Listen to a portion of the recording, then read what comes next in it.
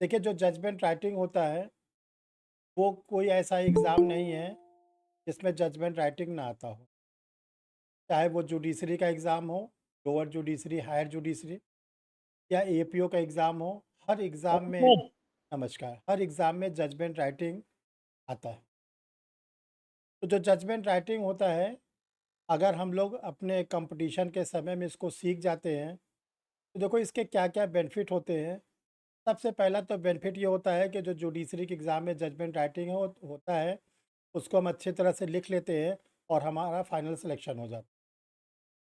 और इसका जो लॉन्ग टर्म में आपका फ़ायदा है, लंबे समय तक, वो ये फ़ायदा है कि जब हम लोग जुडिशियल ऑफ़िसर्स के रूप में वर्क करना शुरू करते हैं, चाहे वो सिविल जज के रूप में या मजिस्ट्रेट के रूप में, तो जज का जो सबसे मेन काम है वो जजमेंट। के अलावा जज और तो कोई काम करते नहीं, तौर पे कोई काम करते हैं। जज का काम है ऑर्डर देना, जजमेंट।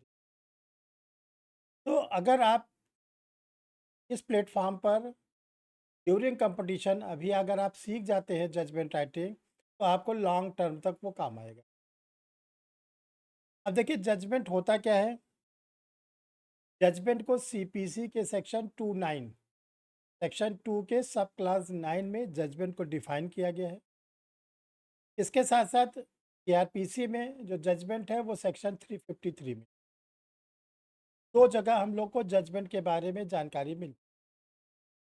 जब हम सिविल नेचर का सूट पढ़ते हैं, तो सिविल नेचर के सूट में सेक्शन 2 के सब क्लास 9 में वर्ड यूज़ हुआ है जजमेंट।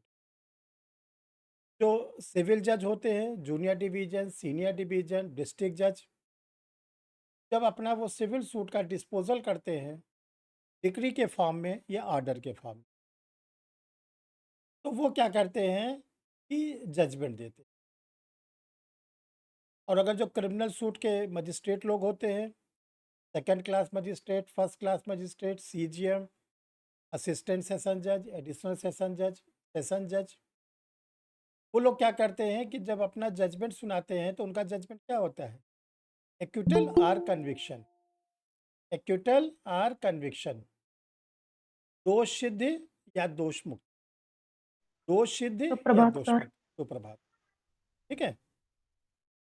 तो सिविल मैटर जो डिसाइड होता है सेक्शन 2 के sub clause 9 the code of civil procedure 1908। जो क्रिमिनल सूट है, उसका जो सीआरपीसी का चैप्टर नंबर 27 है, उसका नाम ही है जजमेंट। और सेक्शन उसमें जो यूज़ होती है वो 353। आज देखो हम आप लोग को इंट्रोडक्टरी चीज़ें बताते हैं, ताकि आपको ये पता चल जाए कि जजमेंट होता क्या है। तो जजमेंट को हम लोग 2 पार्ट में पढ़ेंगे, एक सिविल जजमेंट के राइटिंग और दूसरा क्रिमिनल जजमेंट की। देखिए, जो सिविल जजमेंट की राइटिंग होती है, उसकी जो नींव होती है, उसकी जो आधारशिला होती है, वो क्या है? प्लेंट, वाद पत्र, जिसको आप लोग सेक्शन 26 में पढ़ते हो, सीपीसी। प्लेंट कौन देगा? प्लेंटिफ। वाद पत्र कौन देगा? वादी। प्लेंटी। और जो प्लेंटिफ का प्लेंट आएगा, उसका जवाब देना है। उसको जवाब किसको देना है? डिफेंडेंट, प्रतिवादी। सिविल सूट चलता है प्लेंटिफ वर्सेस डिफेंडेंट, वादी बनाम प्रतिवादी। प्लेंटिफ वह व्यक्ति होता है जो विक्टिम होता है, जो पीड़ित होता है, जिसके लीगल राइट्स ब्रीच होते हैं। और जिसके लीगल राइट ब्रीच होते हैं, वो सेक्शन 9 का सहारा लेता है, सीपीसी। सेक्शन 9 से क्या सहारा क्या लेता है? सिविल नेचर के सूट। उसको अपने मामले को सेक्शन 9 के अंतर्गत लाना पड़ता है। अगर उसका मामला अगर सेक्शन 9 में नहीं आता, तब क्या होगा? अगर उसका मामला सेक्शन 9 में नहीं आता, सिविल सूट चलेगा? फिर होगा। नहीं चलेगा। नहीं चलेगा। अब अगर प्लेंट लाता भी है, तो प्लेंट पहली ही डेट पर डिस्मिस कर तो उसको क्या करना पड़ता है? जो विक्टिम होता है, उसको अपना सिविल सूट की जो एडमिसिबिलिटी है, ग्राह्यता है, वो बतानी पड़ती है कि जो मैं सिविल सूट लाया हूँ, वो सेक्शन 9 का है। ठीक है? जैसे मकान मालिक किराएदार का झगड़ा, पति पत्नी का जुडिशियल सेपरेशन का मामला, ठीक है, ब्रीच ऑफ कॉन्ट्रैक्ट, संविदा भंग का मामला, साझेदारी का मामला, वो जो पद संबंधी और धन संबंधी, यानी डिजिग्नेशन, पोस्ट का मैटर और मनी का मैटर।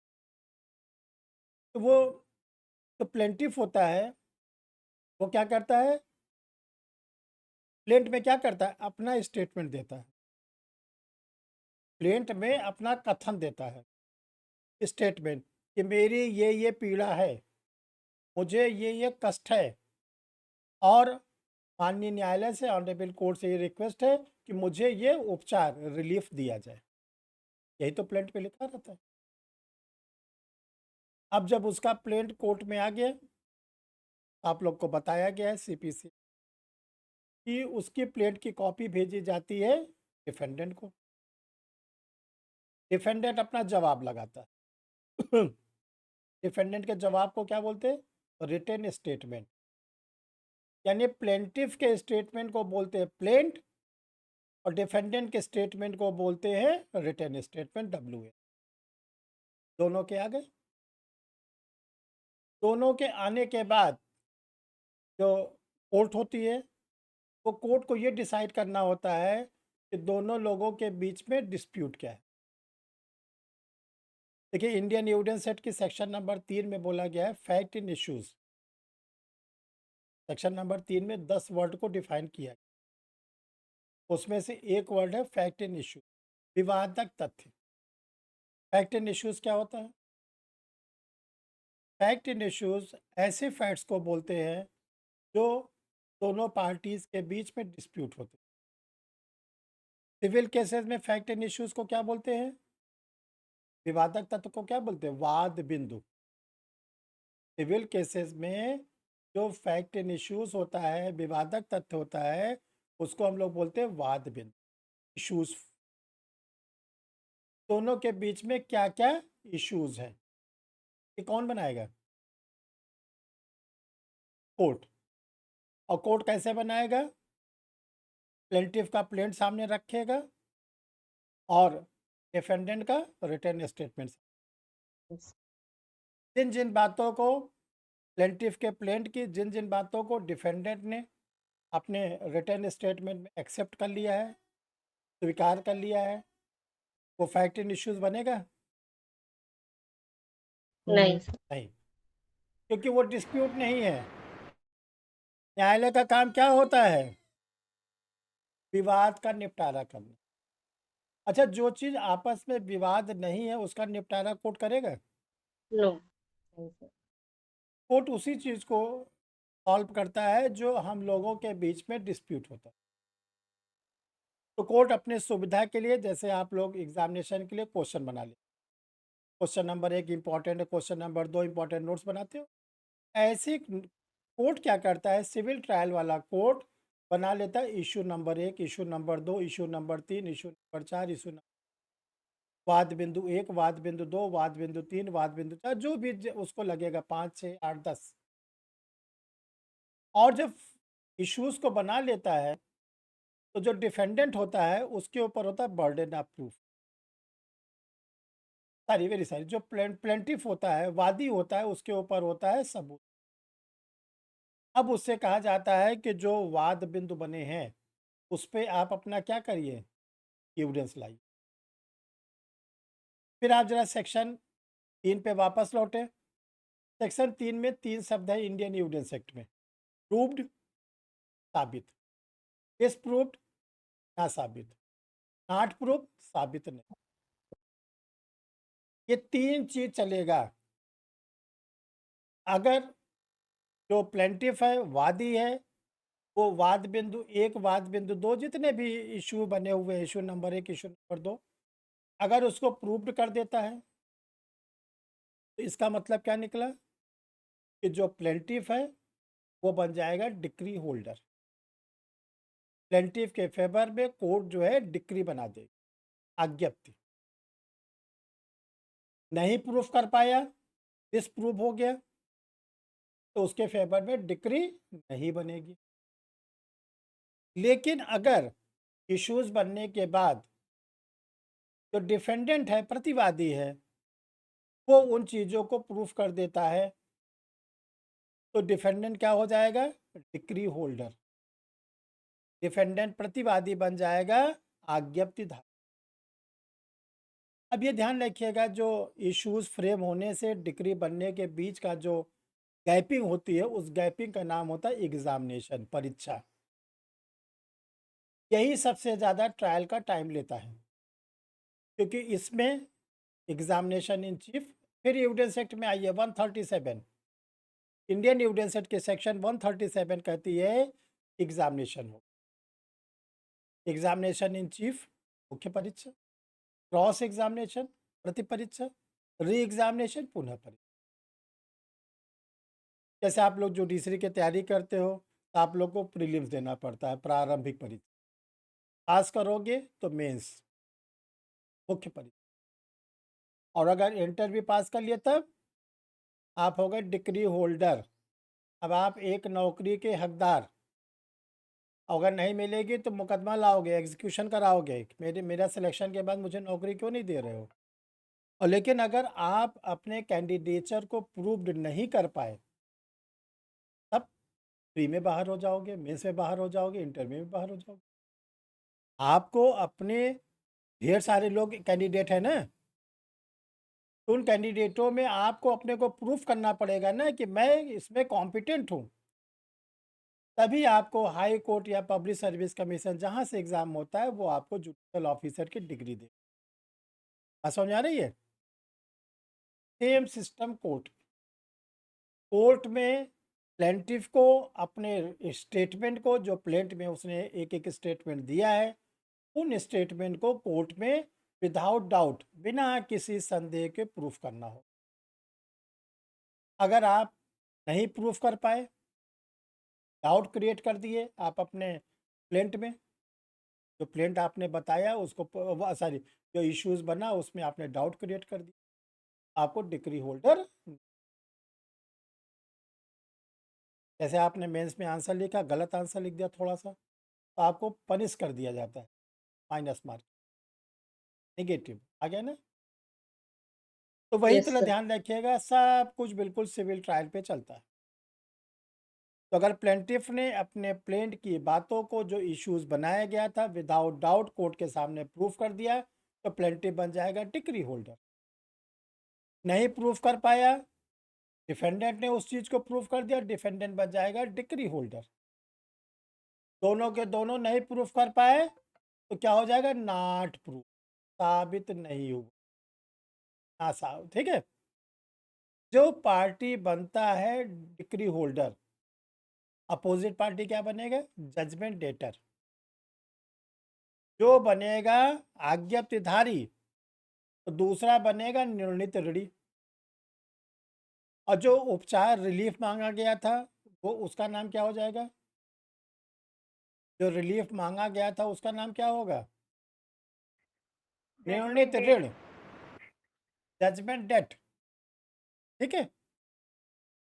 तो जो सिविल ट्रायल होता है वो ध्यान रखिएगा, जो जजमेंट होता है, तो जजमेंट का मतलब क्या होता है? जज का स्टेटमेंट। प्लेंटिफ ने अपना स्टेटमेंट दिया, डिफेंडेंट ने अपना स्टेटमेंट दिया, वादी ने अपना कथन वाद पत्र में दिया, प्रतिवादी ने अपना कथन लिखित कथन में दिया, तो जज साहब सुनाएंगे बड़ा कथन, बिग। और जज साहब का जो बड़ा कथन होता है जजमेंट, जज प्लस स्टेटमेंट, जज के द्वारा दिया गया स्टेटमेंट। तो सिविल केसेस में जज का स्टेटमेंट क्या होगा? डिक्री और ऑर्डर। ठीक। इसको बोलते हैं सिविल ट्रायल, इसको बोलते हैं सिविल ट्रायल। तो आपको सिविल ट्रायल में क्या क्या सीखना है? सबसे पहले तो आपको प्लेंट लिखना है, वाद पत्र, क्योंकि वाद पत्र ही किसी सिविल ट्रायल का क्या होता है? आधारशिला, न्यू। फिर आपको इसका लिखित कथन लिखना, रिटन स्टेट। ठीक। फिर आपको बनाना है वाद बिंदु, इशू नंबर 1, इशू नंबर 2। देखो जो एमपी की जुडिशरी होती है उसके मेंस में क्या होता है कि प्लेंट और डब्ल्यूएस दे दिया जाए। वो क्या करते हैं वो क्या करते हैं कि प्लेंट दे देते हैं फैक्ट्स के फॉर्म में और एग्जामिनर ने दे दिया उसका स्टेटमेंट। अब बोला आप इसका जजमेंट, इसका जजमेंट आप कैसे लिखोगे, डिग्री होल्डर कैसे बनाओगे? पहले वाद बिंदु पर। सबसे पहले आपको इश्यूज को फ्रेम करना है, यही सबसे शुरुआत है। अगर यहीं से आपने सही करना शुरू कर दिया तो आप सही रास्ते पे निकल जाओगे। और उस वाद बिंदु पर अब आप देखिएगा कि जो जो फैक्ट्स पेपर में दिया गया है, जो जो आपके एग्जामिनेशन के पेपर में जो जो फैक्ट्स दिए गए हैं, उन फैक्ट्स पर हमको एग्जामिनेशन कराना है, परीक्षा करानी। वादी की परीक्षा यानी प्लेंटिफ की हम क्या कराएंगे, एग्जामिनेशन नीचे। फिर हम क्या कराएंगे, डिफेंडेंट का क्रॉस एग्जाम। ज़रूरत पड़ेगी तो वादी की पुनः परीक्षा, एग्जामिनेशन। यहीं से आपके पेन चलना शुरू होगी, वाद बिंदु बनाएंगे और एग्जामिनेशन। अगर फैक्ट्स को देखने के बाद आपको लगता है कि प्लेंटिफ को डिग्री होल्डर बनाना है, तो जो आप एग्जामिनेशन में अपना फैक्ट्स लिखोगे वो सब लिखोगे प्लेंटिफ के फेवर में। अभी तो आप प्लेंटिफ को बना पाओगे डिग्री होल्डर। यस। यानी एग्जामिनेशन में पूछे गए प्रश्नों पर प्लेंटिफ ने अपने सारे तथ्यों को क्या किया, कोरोबरेट कराया, संपोषक कराया, मिलान कराया, तब आप बनाओगे प्लेंटिफ को डिग्री होल्डर। आपको फैक्ट्स देखने के बाद लगता है कि प्लेंटिफ डिग्री होल्डर बनने लायक नहीं है, तो आपको एग्जामिनेशन दिखाना पड़ेगा कि अपने प्लेंट की बातों को प्लेंटिफ ने एग्जामिनेशन में प्रूफ नहीं कर पाया, अभी तो आप उसको डिग्री होल्डर नहीं बनाओगे। तो यही आपको कला बरतनी है, ये एग्जामिनर नहीं बताएगा, एग्जामिनर कल फैक्ट लिख के छोड़ देता है। एग्जामिनर आपको केवल फैक्ट्स लिख के छोड़ देता है। आप चाहे डिग्री होल्डर बनाओ और चाहे आप जजमेंट डेटर बनाओ, दोनों आंसर सही होते हैं, बशर्ते अगर आपने डिग्री होल्डर बनाया तो प्लेंटिफ के फेवर में सारे एविडेंस को आप कोरोबोरेट कराइए, मिलान कराइए, संपोषक कराइए। मान लीजिए एक स्टूडेंट ने डिग्री होल्डर बनाया, दूसरे ने उसको नहीं बनाया, और दोनों ने अपने आंसर में पूरा रीज़न दिया है, तर्क दिया है, बिल्कुल तर्क सही दिया है, तो ध्यान रखिएगा उसी फैक्ट्स पर दोनों स्टूडेंट को नंबर बराबर बराबर मिले। बात समझ आ रही है कि नहीं? ये ए नामक स्टूडेंट ने सारे फैक्ट के बेसिस पर प्लेंटिफ को बनाया डिग्री होल्डर, और जो डिग्री होल्डर बनाया पूरा रीज़न के साथ, तर्क के साथ कि मैं इसको डिग्री होल्डर क्यों बना रहा हूँ। बी नामक स्टूडेंट ने उसी सारे फैक्ट्स पर सारा एग्जामिनेशन करा के प्लेंटिफ को डिग्री होल्डर नहीं बना, और रीज़न बताया क्यों नहीं बनाया। तो एग्जामिनेशन के बाद जो स्टूडेंट झगड़ा करता है ना, अरे ये तो इसमें डिग्री होल्डर बनेगा, अब जो जिसने नहीं बनाया वो घबराता है, तो घबराने की ज़रूरत नहीं है। आप चाहे देखो, एक जज साहब एक मामले में कुछ कहते हैं तो एक जज साहब कुछ और कहते हैं कि नहीं कहते। जी सर।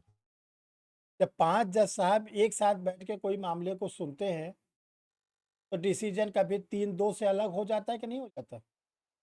अभी same yes sex sir. Marriage पर ऑनरेबल चीफ जस्टिस महोदय बैठे थे, 4 और जजेस बैठे थे। चीफ जस्टिस महोदय और एक जज साहब का कहना था कि ये वैलिड होना चाहिए, 3 ने नहीं माना, और 3 सब के सब क्या थे, सबॉर्डिनेट थे, मतलब उसी कोर्ट के अदर जजेस थे। तो किसकी बात मानी गई, चीफ जस्टिस की बात नहीं मानी, जबकि साथ साथ सुने थे, साथ साथ सब कुछ किए। तो जो चीफ जस्टिस या अदर जजेस ने ये बोला कि इसको मैरिज माना जाना चाहिए, लेकिन आर्डर तो नहीं माना गया। तो क्या जो चीफ जस्टिस के साथ अदर जजेस थे उनको कोई पनिशमेंट मिलेगा? नो, नहीं सर। क्यों? क्यों नहीं वो उनका मिलेगा? कहाँ पे छूट है जजेस को?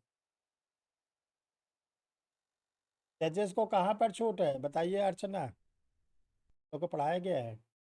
गरिमा बताइए। धारा 77 आईपीसी। क्यों गलत बता रहे हो वर्मा जी सुबह सुबह? सही बता रहे 78 हैं? आईपीसी 78 में है ना। वर्मा जी क्या सही है 70 से? नहीं सर, उसमें है न्यायिक कार्य करते समय अगर जज 77 और 78। देखो 77 में जजेस को छूट है, 78 में उसके कंप्लायंस करना। सही है वर्मा जी आपसे। आईपीसी की धारा 77 कहती है जजेस जो न्यायिक कार्य करते हैं, न्यायिक कार्य के लिए हम जजेस के ऊपर कोई आरोप प्रत्यारोप नहीं लगता। अच्छा, आपको अगर जजमेंट के अगेंस्ट अपील करना है तो जज साहब के अगेंस्ट अपील करोगे कि जजमेंट के अगेंस्ट? जजमेंट। जजमेंट के ये ध्यान रखिएगा, इसको आप अपने दिमाग में बैठा लीजिए कि आप जज हैं, आप जजमेंट लिखने बैठे हैं, आपको पूरी छूट। लेकिन जो आप बोलो वो न्याय संगत हो, आप अपने फैक्ट्स को क्या करो, जस्टिफाई करो। तो अगर आपने डिग्री होल्डर बना दिया, दूसरे स्टूडेंट ने उसको जजमेंट डेटर बना दिया, दोनों के रीजन सही है, दोनों को नंबर। बात समझ में आई? अब आइए क्रिमिनल में। देखो क्रिमिनल में क्या होता है, ध्यान समझिए।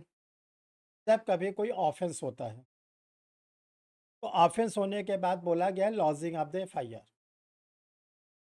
ठीक, 154 सीआर,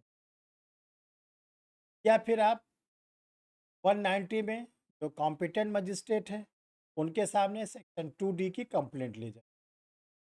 परिवार तो देखो आप लोग जो ट्रायल पढ़ते हो तो ट्रायल 4 प्रकार, सेशन ट्रायल 225 से 207, वारंट ट्रायल बाय मजिस्ट्रेट 238 से 250। इसी में 3 पार्ट है, पुलिस रिपोर्ट पर संस्थित मामले, पुलिस रिपोर्ट से भिन्न संस्थित मामले। तो पुलिस रिपोर्ट से भिन्न का क्या मतलब है?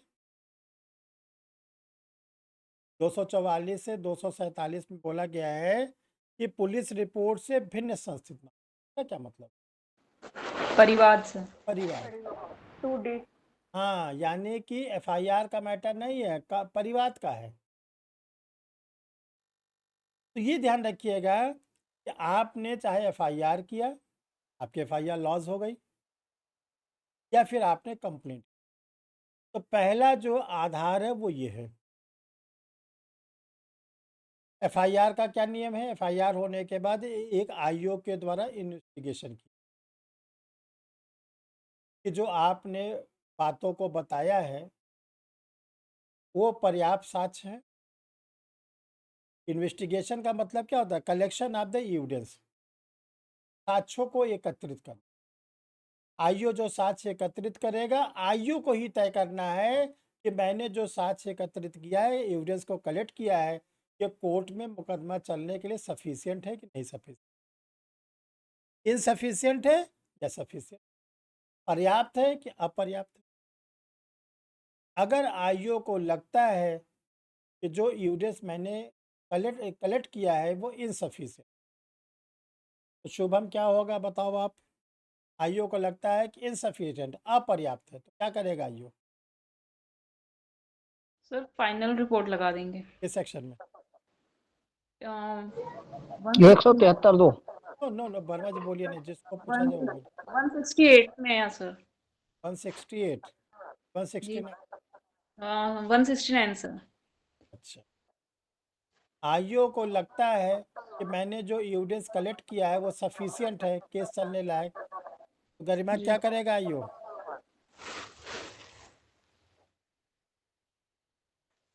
फाइनल रिपोर्ट लगाएंगे फिर सफिशिएंट है तभी फाइनल। 173। नो, आरती आप बताइए, 173। आरती आप बताइए।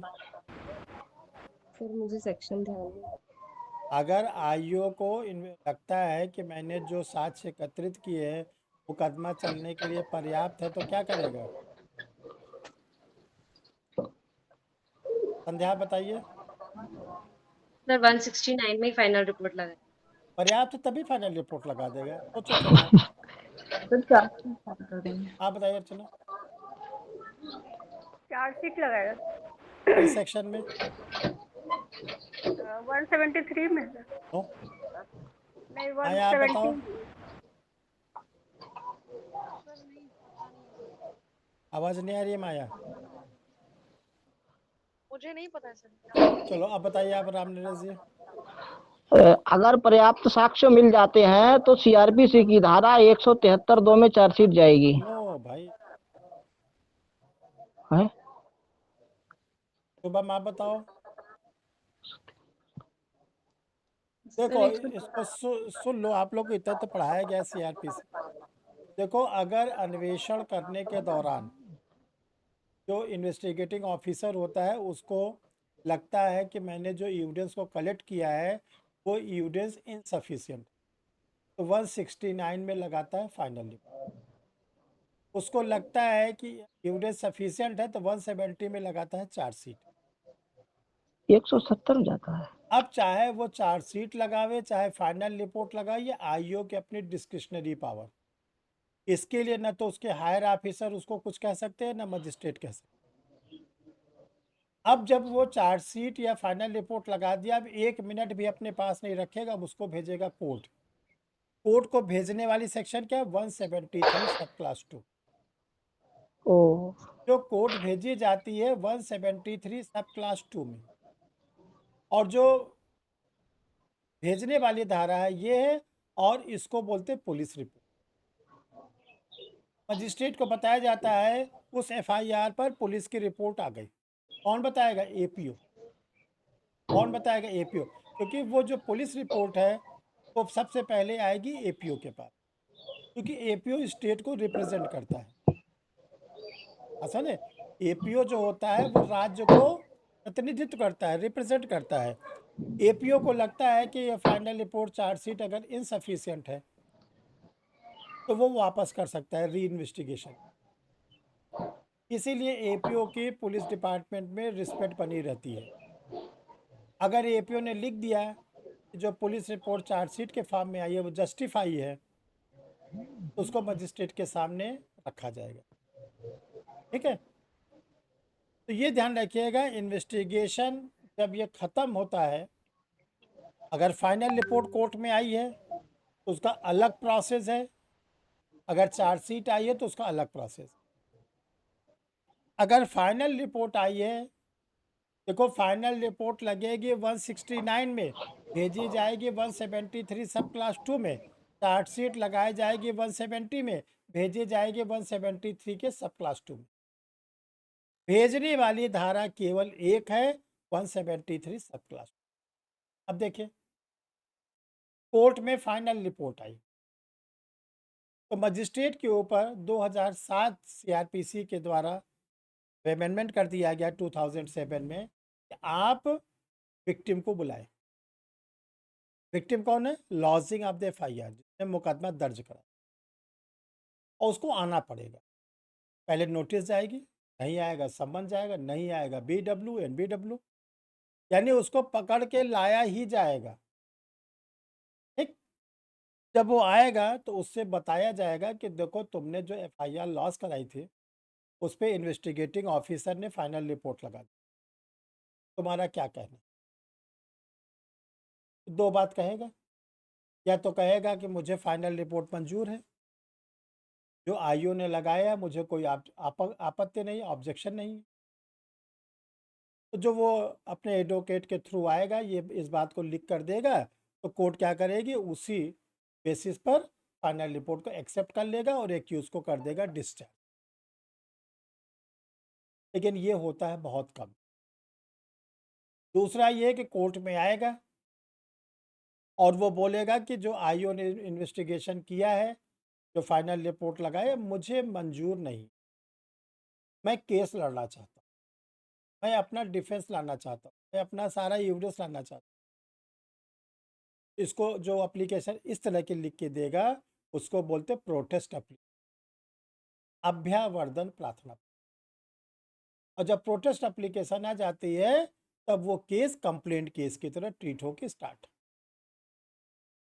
देखो अगर इसको समझ जाओगे तो आप एपीओ के रूप में, हायर जुडिशियल के रूप में, प्राइवेट एडवोकेट के रूप, किसी भी रूप में काम करोगे हर समय ठीक। अब आई चार्जशीट, दूसरा पार्ट भी तो है। चार्जशीट आने के बाद जो एपीओ होता है उसकी ड्यूटी होती है कि उस चार्जशीट की समरी मजिस्ट्रेट के सामने रखे। इसका जिक्र सबसे अच्छा मिलता है कहाँ पर? Session trial. जब सेशन ट्रायल स्टार्ट होता है 225 से 237, तो 225 में कहा गया है कि सत्र विचारण की जो शुरुआत करेगा वो लोक अभियोजक करेगा, पब्लिक प्रोसिक्यूटर। 226 में क्या कहा गया है कि जो पब्लिक प्रोसिक्यूटर है पूरी केस की समरी सेशन जज के सामने रखने के बाद और जो फाइल आई हुई है उसको देखने के बाद अगर मजिस्ट्रेट को ये लगता है इस पे कोई प्राइम एफएसआई नहीं बन रहा, कोई प्रथम दृष्टि अपराध नहीं बन रहा, तब संध्या क्या करेगा मजिस्ट्रेट?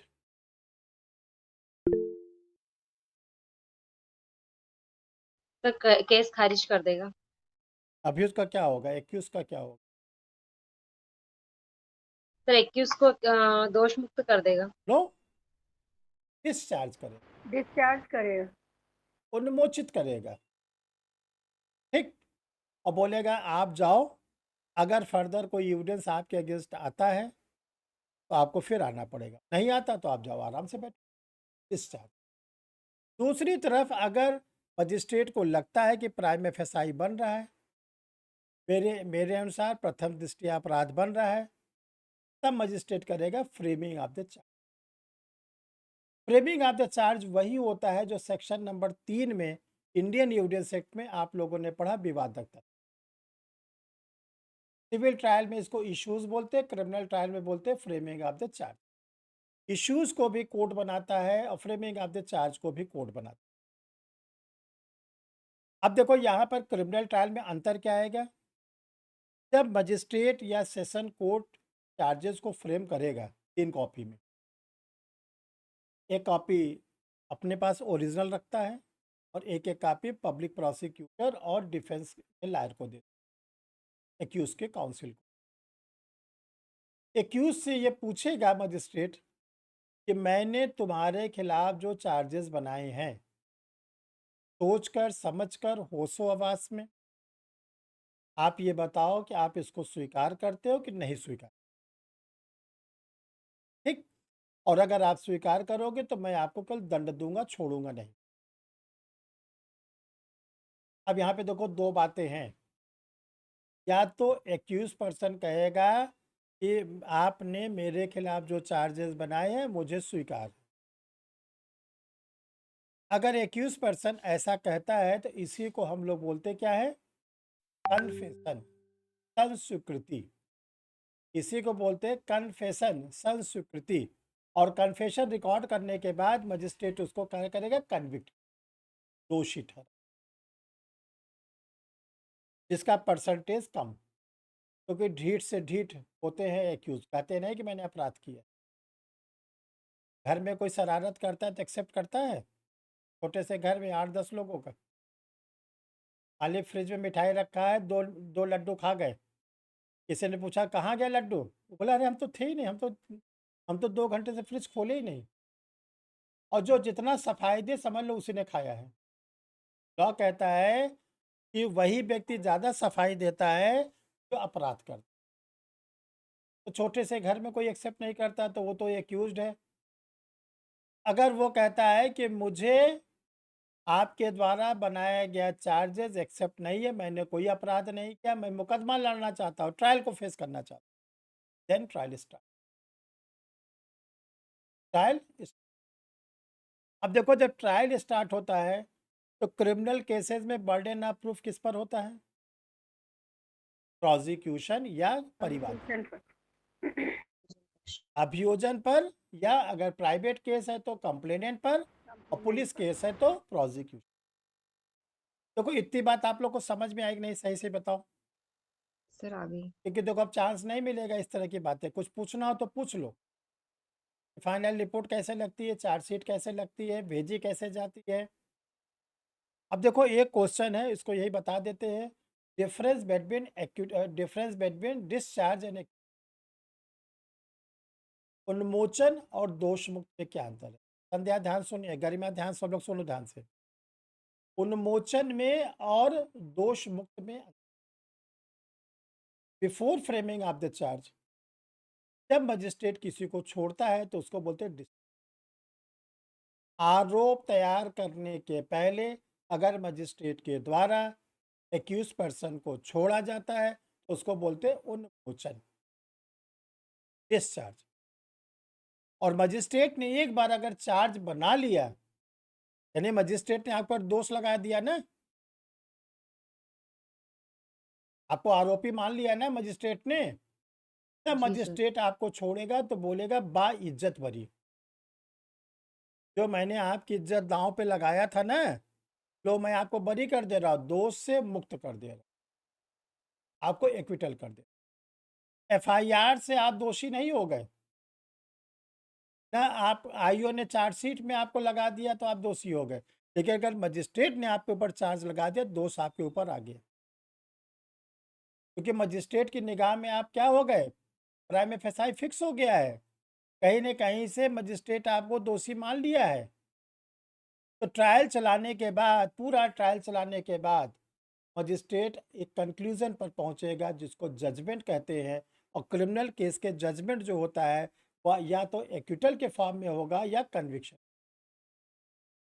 अगर मजिस्ट्रेट या सेशन जज एक्विटल देता है तो उसी को उर्दू में बड़ा प्यारा सा शब्द है, क्या, बाइज्जत बरी। जो आपकी इज्जत दांव पर लगी थी और मैंने ही दांव पे लगाया था, लो मैं आपको बरी कर दे रहा, तो लोग कहते आज मैं छूट गया।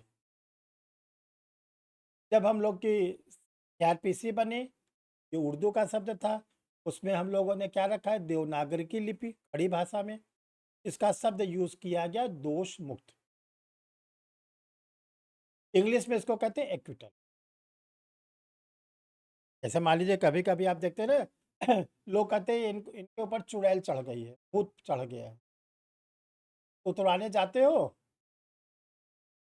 चले गए कहीं बाबा के पास, तांत्रिक के पास, देखते ना बाल फटक रहे हैं, झटक रहे हैं, तो उसने कहा दो डंडे मारे, अरे तो बोले अरे अब ठीक, बिल्कुल ठीक हो, यानी चुड़ैल उतर गई, भूत उतर गया। तो वो उतरता है कि नहीं उतरता उसका कोई प्रमाण नहीं है, न तो उसका कोई लेकिन अगर कोर्ट ने आपका भूत उतार दिया, यानी जो चढ़ाया था आपके ऊपर, जो आपको आरोपी बनाया था उतार दिया, तो अब आपका नाम हो जाएगा दोष मुक्त। देखो इस पे आप लोग को हम बराबर बताते हैं, सुन लो। माया आप लोग नए स्टूडेंट हो, शुभम, राम नरेश जी, आपका नाम है राम नरेश वर्मा, ठीक है, कोई दिक्कत? हर व्यक्ति को अपने नाम पर बड़ा गर्व होता है। आपके खिलाफ एफआईआर लॉन्च हो गई, अब आपका नाम क्या हो गया?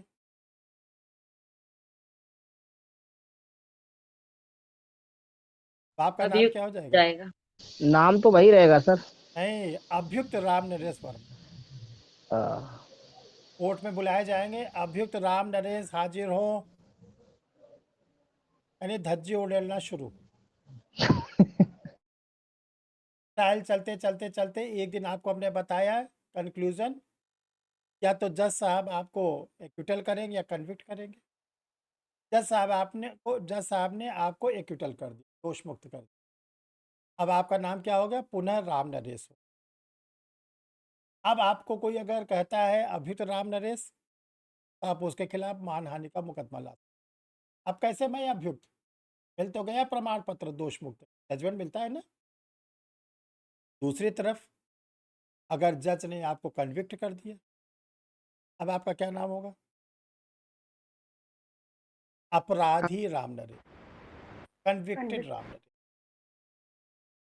अब आपके ऊपर सारे प्रतिबंध, सबसे पहले तो आपकी वकालत छिड़ जाए।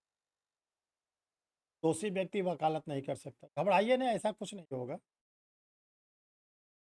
ना तो आप वकालत कर सकते हो, ना जज बन सकते हो, ना सरकारी वकील बन सकते हो। हाँ, अगर 2 साल से कम की सजा है तो नेता बन सकते हो। हमारे देश में सारे कानून के अलग-अलग कानून होता है नेताजी के लिए। 2 वर्ष के नीचे के लिए आप इलेक्शन लड़ सकते हो। जी अभी सर राहुल लड़ गांधी का केस सामने आया, सर। ठीक? तो ये ध्यान रखिएगा, आप हो गए अपराधी राम नरेश। फिर आपने 2-4 महीने के बाद फिर कोई अपराध किया। अब आपका नाम? अब क्या नाम हो जाएगा? फिर से अभियुक्त बन जाएंगे उस फिर अपराध के अभियुक्त लिए। राम नरेश। चलते-चलते या तो अगर आप दोष मुक्त हुए या दोष सिद्ध हुए। आप अगर दोष मुक्त हो जाते हो तब भी आप अपराधी राम नरेश रहोगे, क्योंकि पहला वाला प्रीवियस वाला आपके साथ पीछे-पीछे चलेगा। वो आपका पिंड छोड़ने वाला नहीं है, तभी छोड़ेगा जब आपका पिंड दान कर देंगे घर वाले, ऊपर चले जाओगे। अदरवाइज़ आपको छोड़ने वाला नहीं है। और अगर आप दूसरे बार कन्विक्ट हो गए, फिर तो conviction into conviction is equal to habitual offender, आभ्यासिक अपराधी। और इसी को पुलिस एक्ट में कहते हैं हिस्ट्री सीट। अब थाने पर आपकी हिस्ट्री सीट खोल दी जाए। अगर आप गंभीर अपराध के दोनों बार दोषी हैं, हिस्ट्री सीट बी। अगर आप सामान्य अपराध के दोषी 2 बार है, हिस्ट्री सीट ए। कभी पुलिस स्टेशन जाना, हिस्ट्री सीटर की लिस्ट टंगी रहती है। अब छोटे मोटे लोग आपसे बात नहीं कर सकते, घबराएंगे, अरे भैया ये हिस्ट्री सीटर है। तो ये ध्यान रखिएगा, ऐसे चलता है, ठीक? तो क्रिमिनल ट्रायल का अंत कहाँ पर हुआ? दोष सिद्धि। देखो ये तो प्रोसेस है जजमेंट का। जजमेंट क्या होता है? देखो जो जजमेंट होता है वो जज का जो स्टेटमेंट होता है, अभी तक वो मामला कहाँ चल रहा है? कोर्ट के भीतर चल रहा है। उससे कितने लोग इस चीज़ को जान रहे हैं? प्लेंटिफ जान रहा है, डिफेंडेंट, बस। जज साहब का जजमेंट लोक विदित हो जाएगा, पब्लिक डॉक्यूमेंट बन जाएगा। जज साहब का जजमेंट पब्लिक डॉक्यूमेंट है कि प्राइवेट डॉक्यूमेंट है? धारा 74 एविडेंस एक्ट, धारा 76 एविडेंस एक्ट। Public document. बोलिए अर्चना। तो जजमेंट होता है, पब्लिक डॉक्यूमेंट है सर। देखो 74 में इंडियन एविडेंस एक्ट में कहा गया है पब्लिक डॉक्यूमेंट, और 76 में कहा गया है पब्लिक डॉक्यूमेंट, और 74 है प्राइवेट डॉक्यूमेंट। प्लेंट पब्लिक है कि प्राइवेट है? प्राइवेट है सर। प्राइवेट। प्राइवेट। वो कोर्ट में बंद है तो कोर्ट में बंद रहेगा। अब देखो जब पब्लिक हो गया तो लोग उस पर लीगल ओपिनियन देंगे। Yes, sir. जज साहब का जजमेंट आने के बाद जो लॉ ग्रेजुएट नहीं है वो भी बोलता है, उसको कुछ मालूम नहीं, तब भी कहेगा अरे फालतू जज, या बोले अरे जज साहब बहुत अच्छा जजमेंट। उसको कुछ आता नहीं, ठीक, लेकिन बोलेगा जरूर। जब हमारे सेम सेक्स मैरिज आया तो हमने देखा कि जो हमने वीडियो भेजा उस पर इतने कमेंट आए, और अधिक उसमें से कई ऐसे थे जो लॉ ग्रेजुएट नहीं है, लेकिन वो भी कमेंट किए, ठीक है। तो देखो कमेंट करने से रोका गया है किसी को? अब इसका नहीं आंसर है धारा 499 का अपवाद आईपीसी। आईपीसी में सेक्शन नंबर 499 में बनाया गया मानहानि की परिभाषा, उसके 10 अपवाद भी है। उसमें एक अपवाद ये कहता है कि जो न्यायालय के निर्णय होते हैं, जो लोक विदित हो जाते हैं, जो पब्लिक डॉक्यूमेंट बन जाता है, उस पर आप अपना तर्क वितर्क दे सकते हैं। लेकिन तर्क वितर्क देने का अधिकार किसको है? ऐसे व्यक्ति को है जिसको विधि की जानकारी। अब पता चला कोर्ट का जजमेंट आया और कल्लू पान वाला बोला अरे जज साहब तो फालतू जज, तुमको अधिकार कहाँ से, क्यों बोला? तो वो मानहानि। लेकिन अगर एक एडवोकेट बोलता है अरे इस पे हम अपील करा देंगे, बड़ी कोर्ट में अपील करते हैं, रिवीजन करते हैं, हम इसको चैलेंज करेंगे, ऐसे बोलते हैं एडवोकेट। हम इस जजमेंट को चैलेंज करेंगे।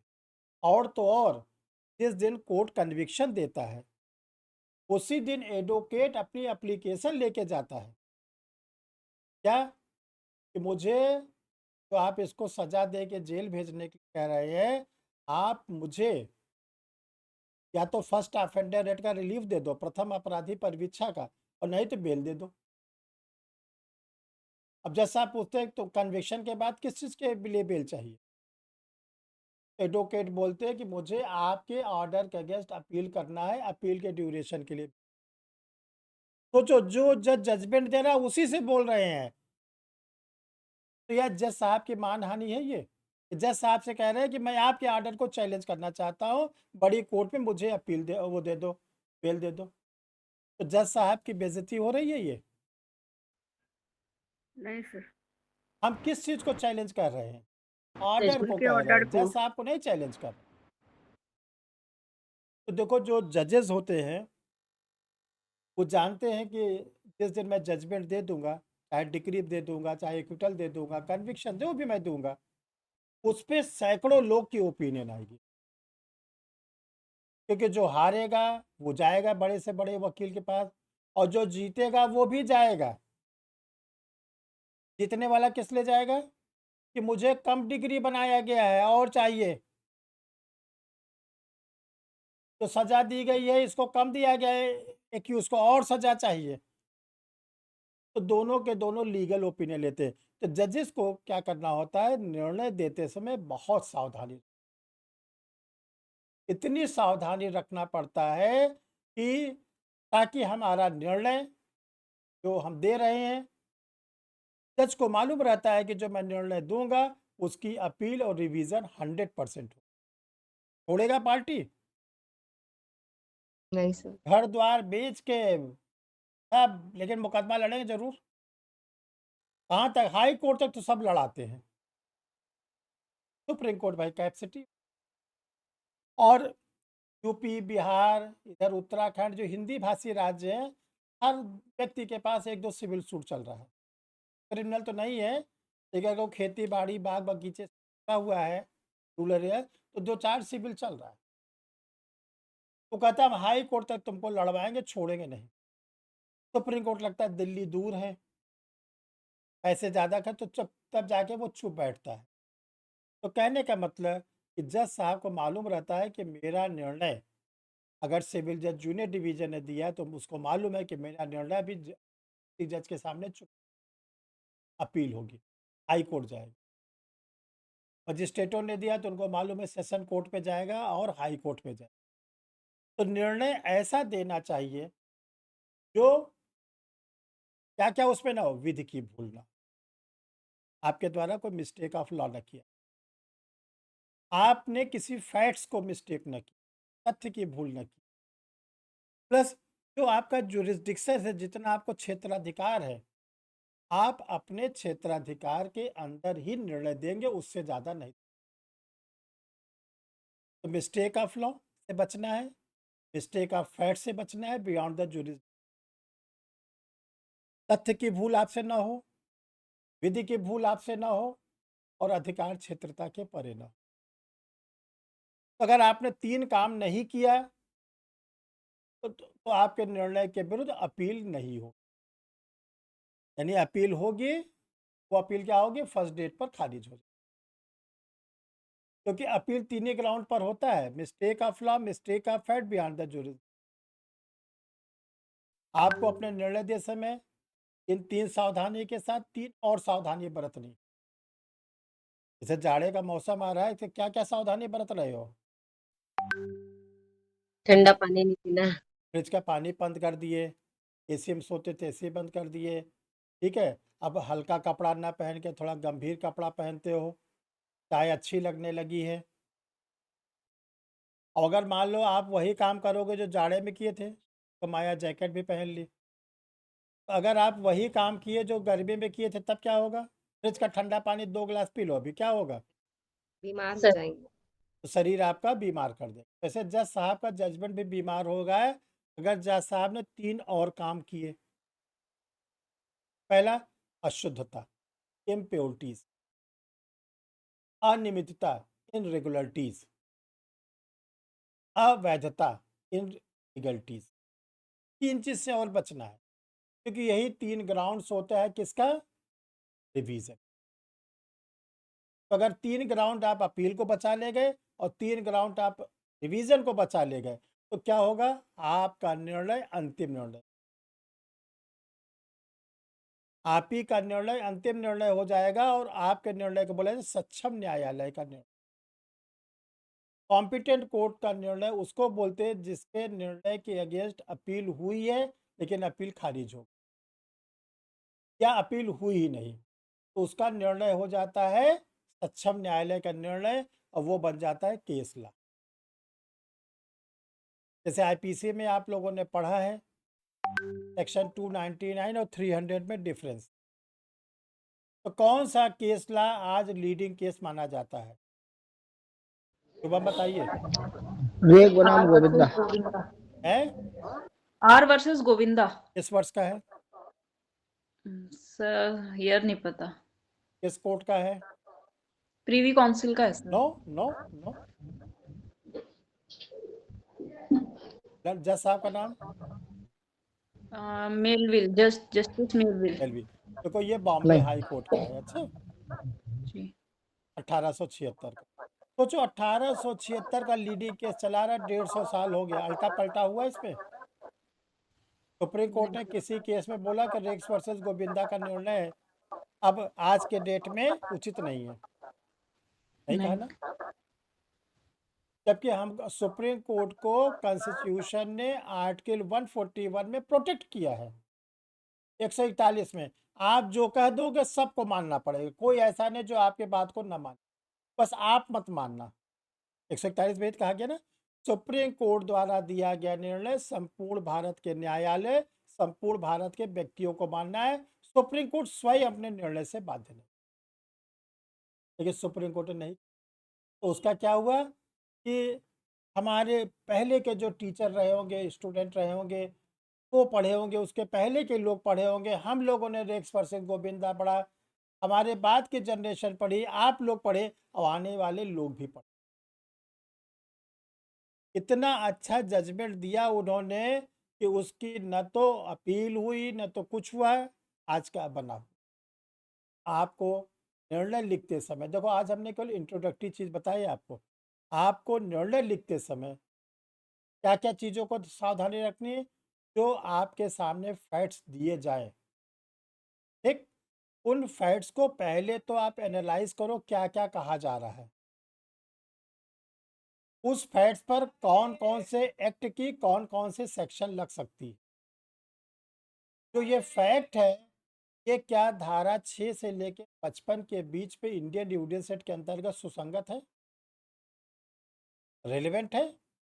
अगर रेलिवेंट है तभी तो आप उसके रेलिवेंसी फिक्स करिएगा ना।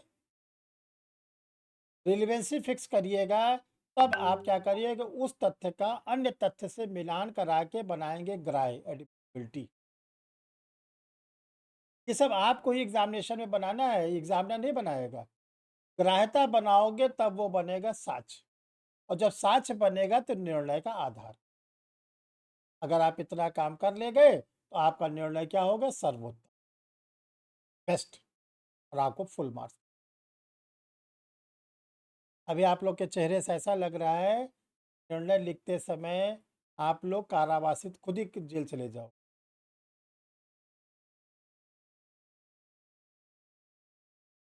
जो लोग सेलेक्ट हुए निर्णय लिख के उनके 2 ही हाथ पैर तो थे, इसी पृथ्वी के थे कि चंद्रयान से आए थे? यही के थे। यही के थे ना।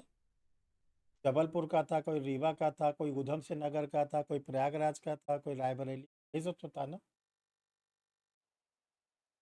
तो देखो जजमेंट का क्या है, हम आप लोग को लिखवाएंगे जजमेंट, उसके बाद आपकी ड्यूटी है कि आप सैटरडे संडे एक एक जजमेंट जरूर लिखिए।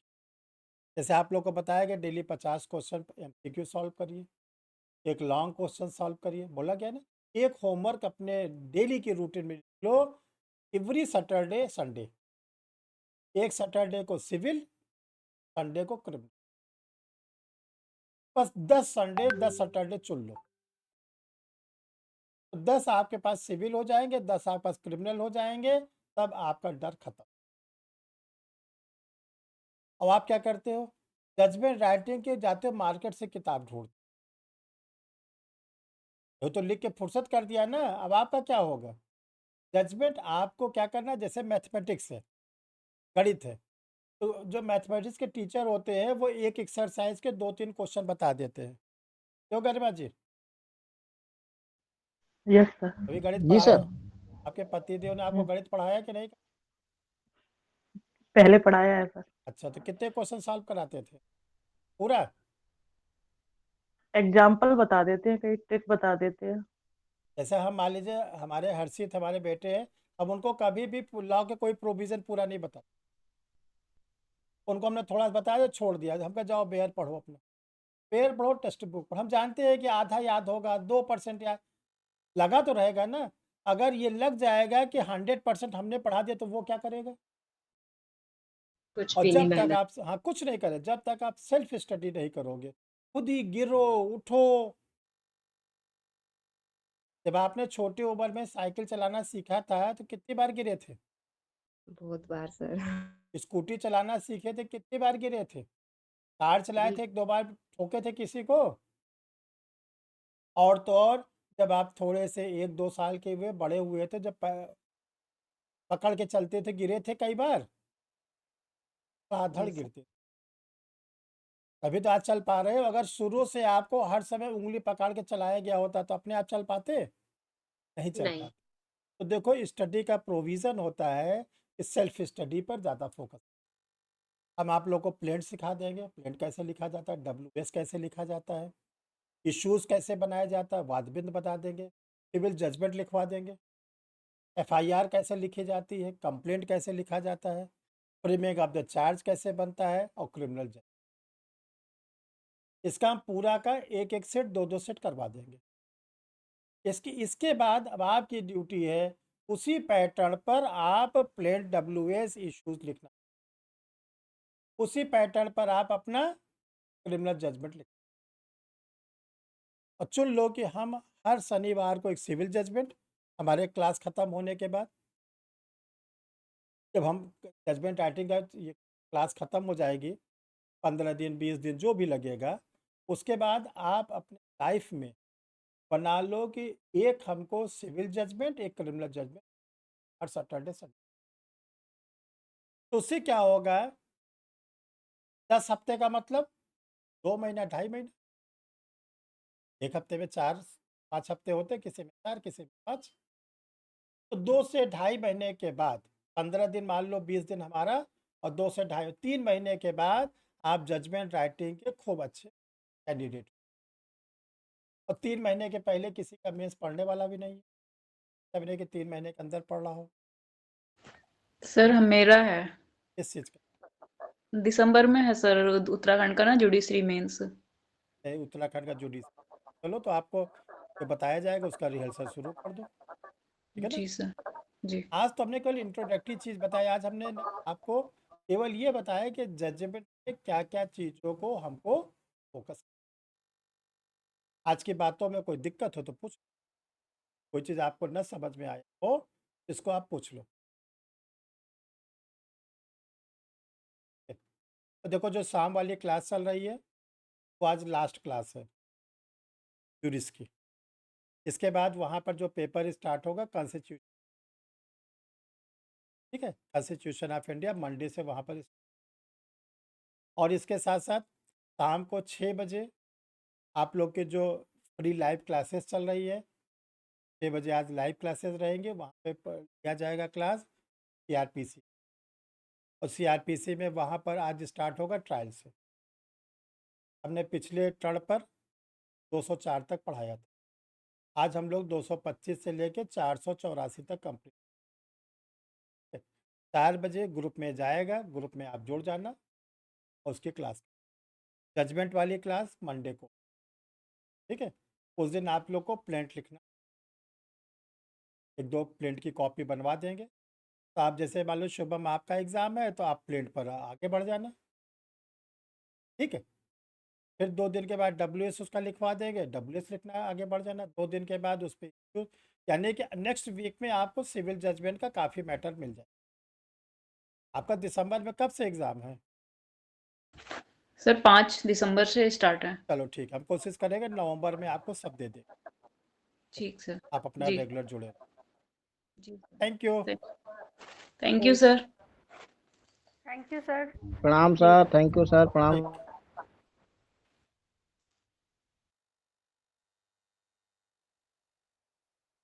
Hello my dear students, dear student, आप लोग को बताना चाहते हैं कि जो जजमेंट राइटिंग की क्लास है ये मंडे से अब रेगुलर चलेगी। मंडे का मतलब 30 तारीख को 8:30 बजे सुबह।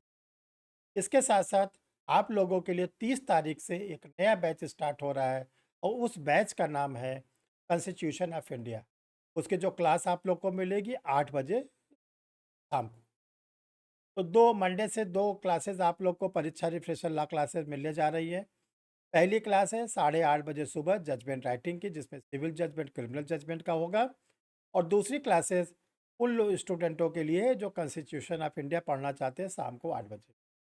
जो स्टूडेंट उत्तराखंड का मेंस दे रहे हैं, उत्तराखंड की मुख्य परीक्षा दे रहे हैं, उनको हम बताना चाहते हैं कि वे स्टूडेंट अपना एडमिशन ले लें जजमेंट राइटिंग के लिए, क्योंकि उत्तराखंड में जो जजमेंट राइटिंग आता है, आप लोग का 5 दिसंबर से एग्ज़ाम है, आप लोग को पूरा फ़ायदा मिल। कैसे आप एडमिशन लेंगे? देखो इसका तरीका क्या है कि 2 व्हाट्सअप नंबर सर के शो कर रहे हैं, 9005078691, 9335144265।